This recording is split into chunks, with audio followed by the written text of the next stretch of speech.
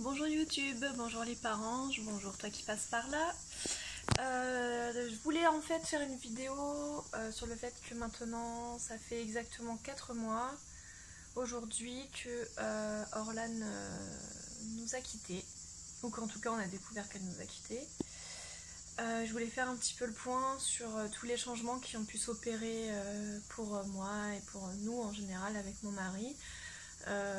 Voilà, un petit peu toutes les choses, faire un peu le point en fait. 4 mois, ça commence à faire un petit bout de temps, même si c'est pas si énorme, hein, 4 mois au final c'est rien. Mais voilà, donc je trouve ça important les dates anniversaires, ça me permet de me sentir toujours aussi proche d'elle. Et voilà, et 4 mois c'est...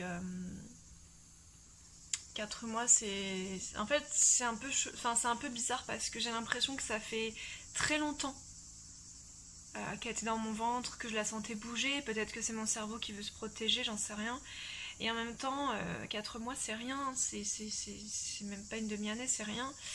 Et, euh, et, euh, et ce qui me rappelle que c'était il y a pas longtemps, ce sont les derniers stigmates sur mon corps, hein, donc forcément la césarienne, la cicatrice de la césarienne qui maintenant commence à être de plus en plus claire, donc c'est sûr que c'est quand même rassurant de voir que ça commence à me faire s'estomper. Le ventre qui est encore un petit peu présent, le bas du ventre qui est un petit peu flasque. Je fais des abdos tous les matins. Le haut du ventre, les hanches et la taille commencent vraiment à retrouver leur forme d'avant. En revanche, le bas du ventre, c'est quand même très long. Donc j'ai mon chat là qui nous accompagne, il est juste en bas. Donc, depuis à peu près, là on est mercredi, depuis lundi, je la sens énormément accrochée à moi, je ne sais pas pourquoi. Je la sens beaucoup auprès de moi, je pense encore plus à elle que d'habitude. Pourtant je travaille beaucoup. C'est la haute saison donc j'ai beaucoup de travail, mais je pense de plus en plus à elle.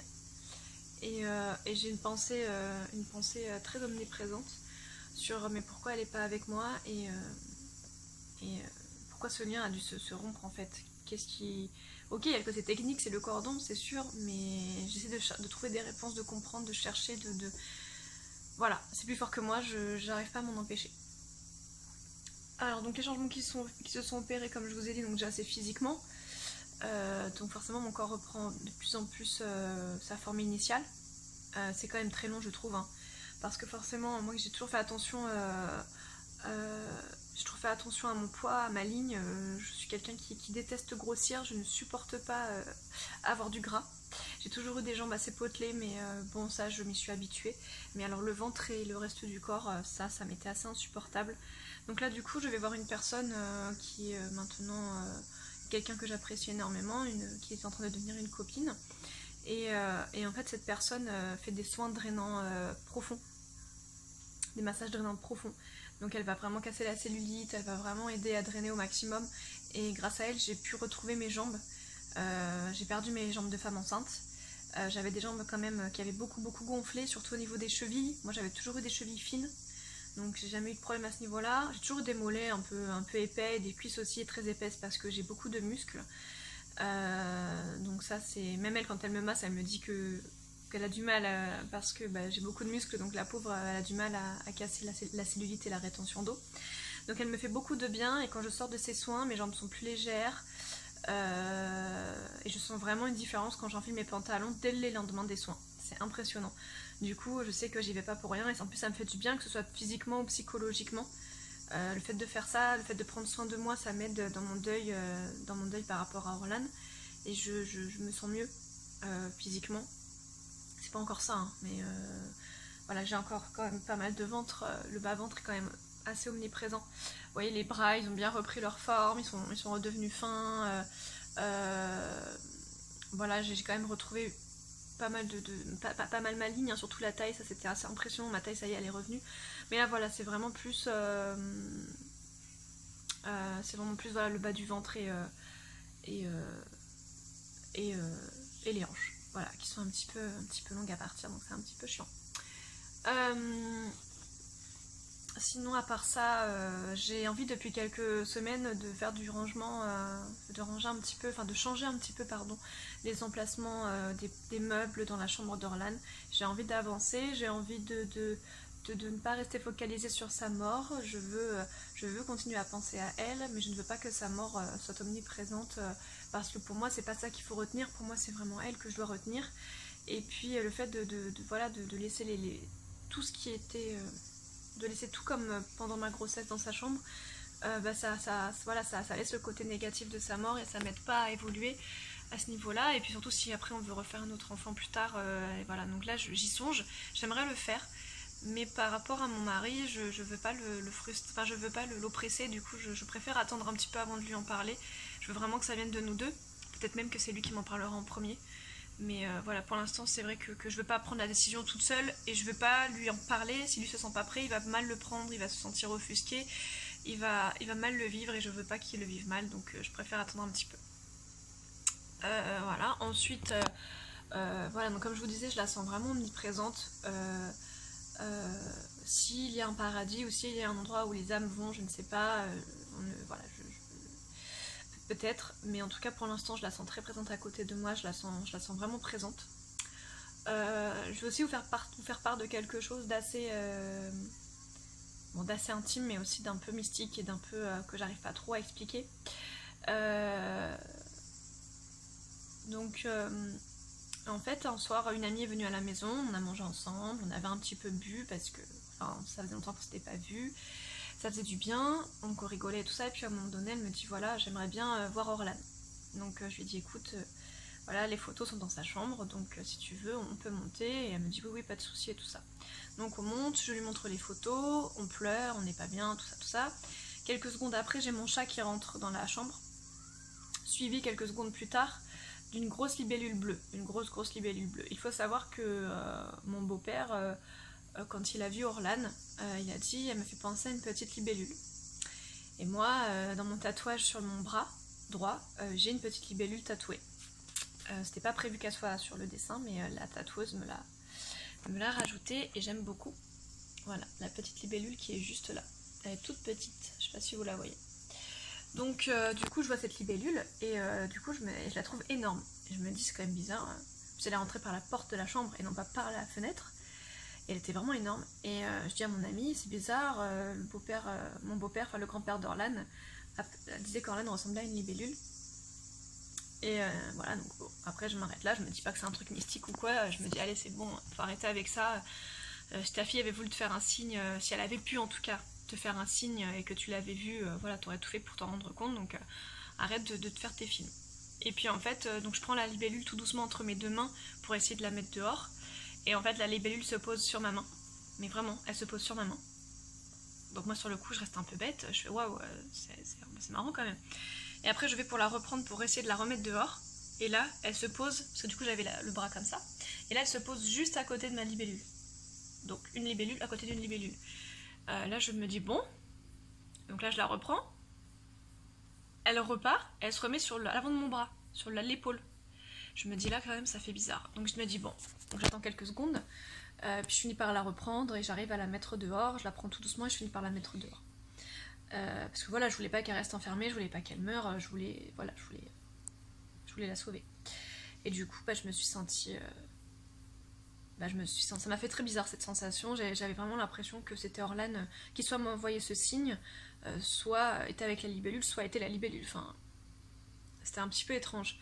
Donc voilà, après je sais pas trop si ça a une signification, peut-être que ça n'en a aucune puisqu'en plus c'est la saison des libellules, mais en tout cas j'ai trouvé ce moment assez fort, voilà, ça m'a beaucoup touchée, ça m'a un peu perturbée, mais c'était beau, ça m'a plu et ça m'a un petit peu aidée bizarrement, voilà. Voilà, donc après pour continuer sur les changements qui se sont opérés en 4 mois, donc beaucoup moins de crises de larmes, hein, beaucoup moins. Mais par contre ça arrive maintenant à des moments où je m'y attends pas du tout, donc ça c'est un petit peu compliqué à gérer. C'est souvent dans la voiture donc ça va, heureusement que c'est pas quand je suis avec mes clientes, sinon ce serait un peu compliqué, et des fois quand je suis à la maison aussi. Et après voilà, je suis très active en ce moment, je fais énormément de choses, Au fur et à mesure des semaines, je suis de plus en plus active, donc ça c'est aussi un changement qui a été bénéfique. Voilà, beaucoup de sorties, enfin beaucoup de sorties. Non, c'est pas vraiment ça. Plutôt, voilà, beaucoup de choses que je prévois, que ce soit les soins drainants dont je vous parlais, que ce soit voilà, manger un morceau quelque part, que ce soit voir des copines, que ce soit voilà, tous les matins je me lève beaucoup plus tôt pour faire mes abdos parce que je veux retrouver ma ligne. Voilà, le travail, beaucoup de travail hein, en ce moment. Voilà, donc je fais beaucoup de choses. Le temps passe très vite et c'est pas plus mal parce que moi mes journées sont bien remplies et j'ai vraiment l'impression de servir à quelque chose, du coup c'est plutôt appréciable. Après ma fille me manque toujours hein, et elle me manquera toujours, hein, je survis plus que je ne vis, mais ça va mieux quand même, ça va beaucoup mieux, je finis par... je commence à envisager des choses positives, voilà on a mis en place nos vacances, voilà, ça va être très sympa, on va partir en Crète. Donc ça va être vraiment très sympa. Grâce à une cagnotte que nous ont fait des amis par rapport à ce qui nous est arrivé. Donc franchement merci à eux parce que c'est un cadeau, c'est vraiment trop adorable. Donc ça va nous faire du bien de nous retrouver tous les deux. Mon mari lui, toujours, voilà, il a fini son congé paternité il n'y a pas longtemps, il l'a pris assez tard. Parce que voilà, il voulait profiter, voir un petit peu sa famille, etc. Et puis se reposer. Et là il a repris le travail, donc mon conjoint lui c'est pas quelqu'un qui sort hein, donc il sort déjà qu'il sortait pas beaucoup, là il sort plus du tout, c'est pas son truc de sortir, donc lui il aime bien se retrouver à la maison, jouer à ses jeux, regarder des séries etc, ça lui fait beaucoup de bien et puis comme ça le soir on se retrouve tous les deux, donc voilà ça me fait beaucoup de bien et voilà donc lui le moral ça a l'air d'aller en tout cas.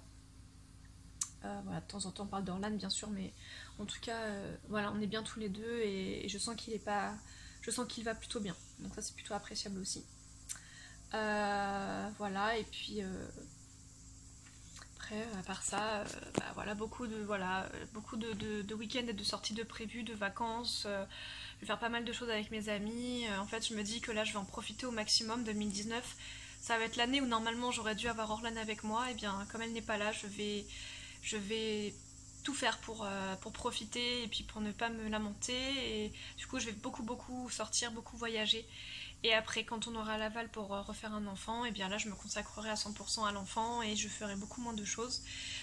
Mais voilà, je me dis que puisqu'elle n'est pas là, autant que ce temps où elle n'est pas là ne soit pas morne et nul. Et que voilà, qu'il serve à quelque chose. Et je pense qu'elle, elle préfère aussi que je fasse des choses plutôt que je me lamente et que je pleure tous les jours et que je fasse rien et que voilà. Donc moi je veux pas être une maman comme ça, je veux qu'elle puisse me regarder et se dire voilà au moins elle fait des choses et voilà après à part les autres changements je suis restée par contre très têtue par rapport à beaucoup de choses, c'est-à-dire que les personnes qui n'ont pas agi comme j'aimais avec moi par rapport à ce qui m'est arrivé ou qui sont voilà, qui ont eu des propos qui étaient déplacés, c'est des personnes que je vois moins ou que je ne vois plus du tout. C'est de mon plein gré, c'est moi, hein. C'est pas voilà, c'est pas que j'ai pas le temps ou quoi. Enfin si j'ai pas le temps de toute façon à la base. Mais ce que je veux dire c'est que c'est mon choix. C'est pas je les vois pas parce que je décide de pas les enfin je les vois pas parce que c'est la tragédie de pas pouvoir les voir parce que j'ai pas le temps, c'est vraiment parce que j'ai décidé que j'allais vraiment faire du tri dans les personnes qui sont autour de moi. Et là-dessus, je reste vraiment têtue. Et quand on me demande si ça va, je reprends les gens et je leur dis d'arrêter de me poser cette question parce que je déteste ça. Voilà, depuis le temps, ils devraient comprendre que cette question, elle est caduque, elle a rien à voir avec. Elle devrait même pas être posée. Comment ça va? Ben, tu veux que je te dise quoi? Enfin, c'est vraiment des choses sur lesquelles je suis restée très têtue et qui ne passent pas. Et voilà, et je sais dire non beaucoup plus facilement aussi. Le fait d'avoir vécu cette tragédie, ça m'a permis de prendre plus confiance en moi et de...